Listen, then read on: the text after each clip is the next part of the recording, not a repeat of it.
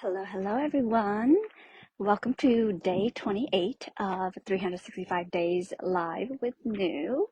If this is your first time catching me live, let me know in the comments. Hello, welcome. And if you are coming back or you're watching the replay, let me know as well in the comments. Today we are talking about spiritual hygiene.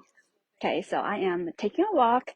I just got off a beautiful, soul nourishing conversation, catch up with my friend, and we talked about so many wonderful things, so many important things, and I love being able to connect with someone who just understands me and the journey that I am on such a deep level. And that's so beautiful, and that's so important for us to find people who understands us on that level, because there's just something about that connection with that someone that is so healing and nourishing for the soul.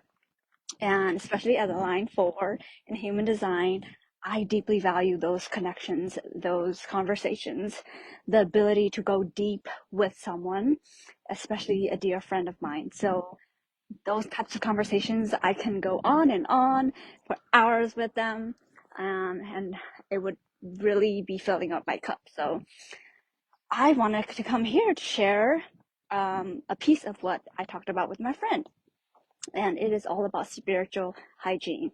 So whether you consider yourself a spiritual being or not, I think that this topic is going to be helpful for you regardless. So spiritual hygiene for me is having a practice where I'm able to connect back to my spirit, who I am on the inside, whether that's meditation, whether that's journaling, whether that's nervous system regulation, emotional regulation, whether that's movement, moving my body, moving the energy in my body, whatever it is just a time where you are really taking care of yourself. You are really utilizing and putting to use the muscle to help get yourself emotionally and mentally back in shape, right? Because we all work out, right? Like, I'm just saying, like, let's just say we all, not that we all work out, but like, we all know that working out our physical body, going to the gym, is good for us. And we all know that if we don't go to the gym for a week or 2 or 3, we feel weaker. We can't lift as much. We can't run for as long. The next day, we're extra sore, right? Um, and that's the same with spiritual hygiene. And when I say spiritual hygiene, I do also, in my head, it's about the emotional and the mental aspects and the psychological aspects as well when I talk about spiritual hygiene. So I share this because I realized that in 2025 so far, this year, I have not been keeping up with my spiritual hygiene.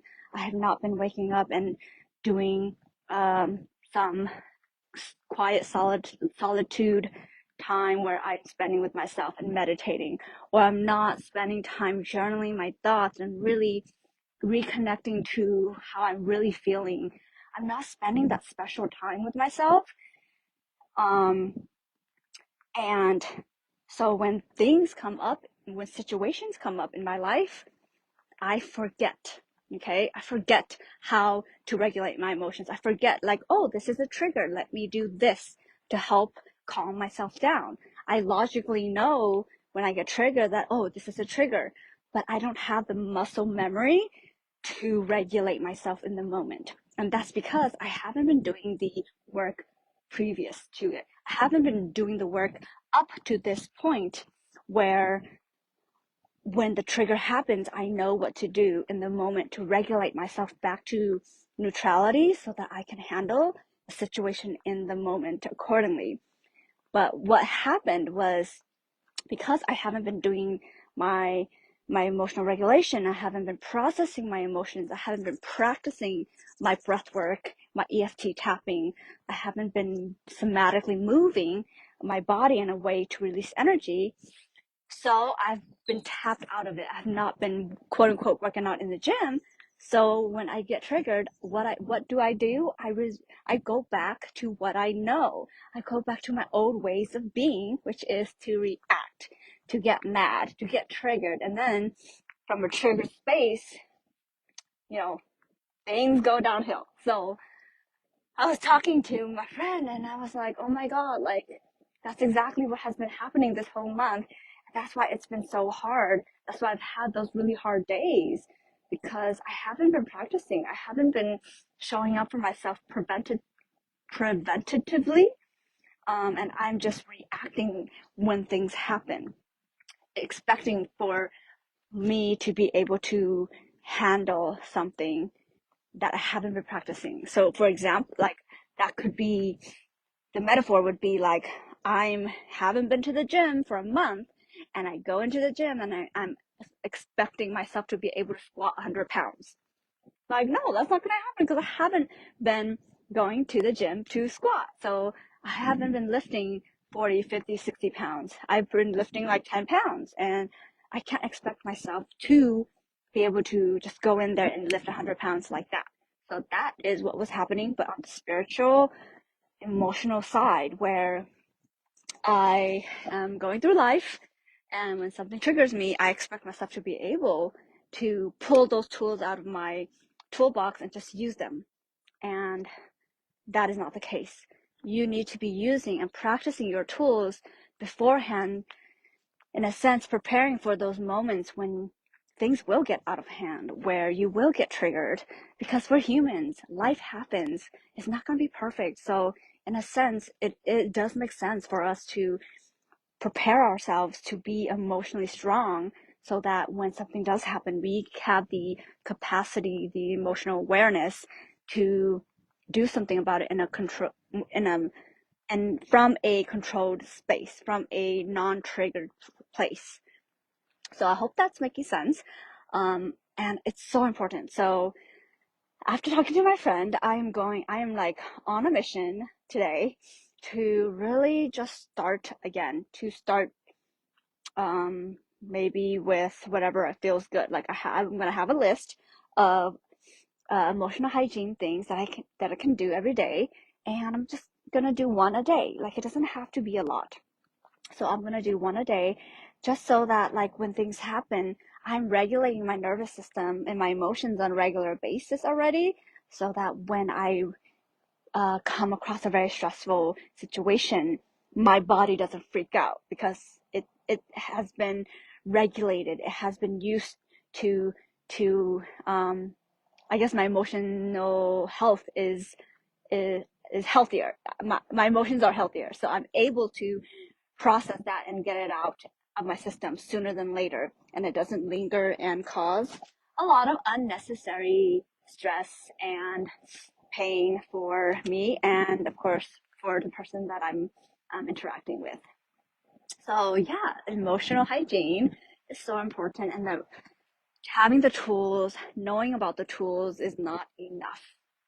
And so this is a gentle reminder for you, as it is for me, to, yeah, if you realize that you've fallen off the bandwagon, have compassion for yourself, and then, take the necessary steps to get back on track, to get back on the bandwagon. And so that's what I commit to doing, so that when I take care of myself as a ripple effect, I will be taking care I'll be taking care of the people around me as well.